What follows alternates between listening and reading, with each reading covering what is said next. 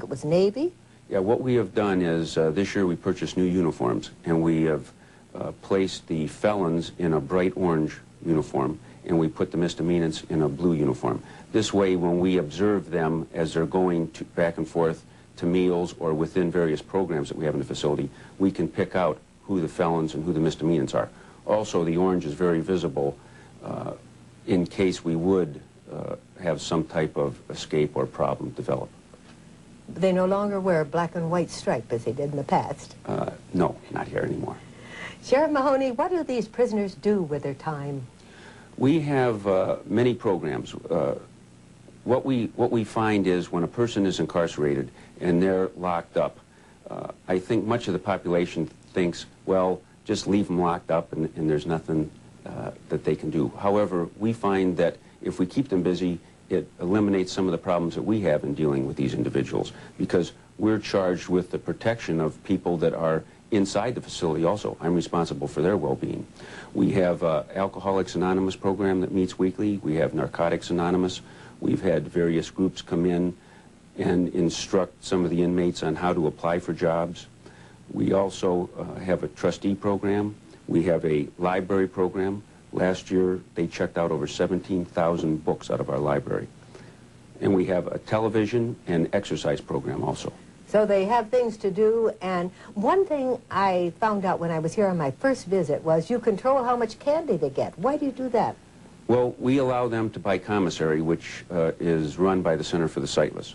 We found that as their sugar increased, their sugar intake increased, that we had more problems, more fights within the block. They are in a confined area. If their energy level gets too high, it's taken out in an aggressive manner towards someone else. So we found that by controlling the amount of sugar that they have through their diet and through their snacks, we have fewer problems. Now, how do you serve them? Cafeteria style or tables? Yes, we do. We have a cafeteria. We take each section down to the cafeteria one at a time.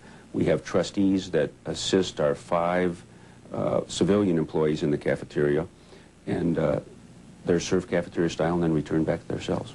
I noticed, though, when I was making a tour, after I left the dining area, I walked through a metal detector. Why do you have that there? Well, we serve with metal utensils in the cafeteria. And when they go back to the pods, we pass everyone through these metal detectors. And the metal detectors are so fine that in some instances they can pick up the metal in a pack of cigarettes, the wrapper of a cigarette. But that's necessary, because these could all be tools to work against somebody else. It's very necessary. Also take care of their health. Yes, we do. We have 2 full-time nurses, a contracted physician by the county. We have our own dental chair right inside the facility. We have people serving here up to 1 year. And if they develop any medical problems, the county's responsible for their medical problems. And we find that by having in-house facilities, we can do things at a much lower cost, especially dental work. We'd like to point out one thing that you need. You have a fence all around here, and you want something on top of that. Yes, the facility is surrounded by a 8-foot fence, 8 to 10 feet fence. We would like to get razor ribbon around the top of that. It would just be an added precaution in the event something did happen. Even in the event of a fire, we would put the residents out into this fenced-in area, and it would prevent the possibility of escape. So that's one of the things I'm going to contact the commissioners on this year.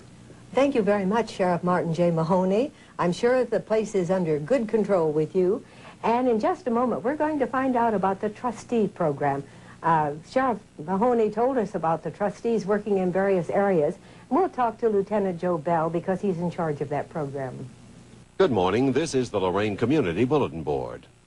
Lochaber Pipe Band presents the 19th Annual Highland Ball on Saturday, April 5th from 9 to 1 at Lorain Catholic Commons, Falbo Avenue and Tower Boulevard. Dancing, door prizes, food, and more. This is BYOB. Donation is $8.50. Call 245-8935. The Lorain branch of American Association of University Women will host the state convention April 19th at the Westlake Holiday Inn on Crocker Road from 8:30 a.m. to 3:30 p.m. For information, call 288-3282. The Lorain County Correctional Facility on Murray Ridge Road. And we heard about the trustees program, but we want to know what it's all about. And the person who can tell us is Lieutenant Joe Bell, and he's Director of Corrections. Joe, what is this Trustees Program? Well, Alice, the Trustees Program it's a program in which certain selected trustees work within the facility while they're serving their sentences here. How do you go about selecting them? Well, the trustees have to meet certain criteria for security of the department and the citizens.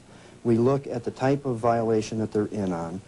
We prefer sentenced inmates that already have a special release date, and we look at their backgrounds for violence and culpability, any type of runaway or escape risk.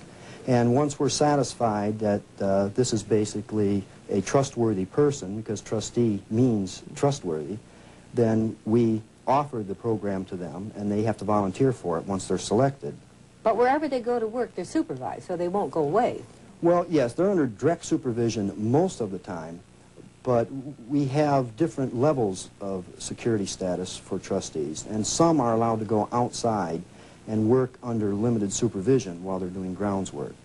But the trustees really save the taxpayers money because they help do so many things. Oh, they save a great amount of money. It's a two-phase program for us. The county gets a very positive cash return on it when you consider the manpower that it would take to accomplish all the jobs that the trustees take. And then the trustees get a positive return on it because they actually do learn new trades while they're in the facility, and they have something to occupy their dead time with. And they have a sense of self-worth because they've accomplished something. Very much so. They've accomplished great deeds here. Let's list some of the things they've done. I saw the sign out front. They did something to that. Well, the sign out front was a special project of the trustees. We received donated material, and the trustee that was in charge of that particular program is a mason by livelihood. And he cut the sandstone brick and laid it in mortar. The concrete was donated for the foundation, and they built the signpost.